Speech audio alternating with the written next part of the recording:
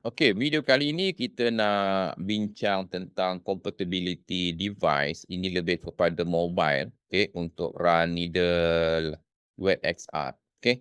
Jadi untuk pengguna iOS, okey, anda perlu muat turun, app ni, Needle Go AR, saya tunjuk ini ya. Okey, ini app yang digunakan untuk run, aplikasi web XR lah. Kita dalam iOS dia ada Needle Go AR. Okay, jadi install sendiri nanti bila dalam development, bila kita launch, dia automatic akan run dekat sini. Ini untuk pengguna iOS iaitu iPhone dan iPad. Untuk pengguna Android, okay, first anda kena pastikan Android anda ada benda ni, Google Play Service for AR. Okay.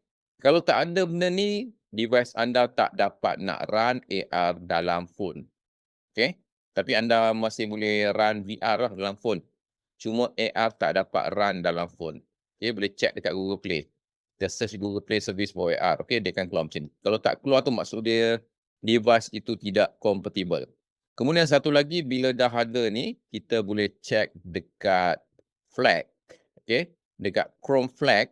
Okay, dekat Chrome flag ni, kita kena enable kan Web XR ni. Kalau kita pasal nampak ni Web XR dalam flag, kita cari saja XR. Okey.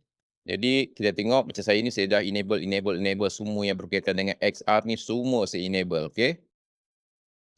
Jadi dekat dalam Chrome anda, sama ada desktop atau phone, okey, check dekat Chrome uh, //flags. Okey, jadi kita buka flags baru kita boleh dapat akses inilah experimental punya features ni. Okey, jadi anda on-kan semua, kemudian anda boleh run dekat Chrome anda lah, sebab kita punya web XR ni run di bawah browser kan. Okey, jadi itu saja. Satu lagi, pastikan untuk pengguna Android kita ada Google Play Service for AR. Okey, itu saja. Terima kasih.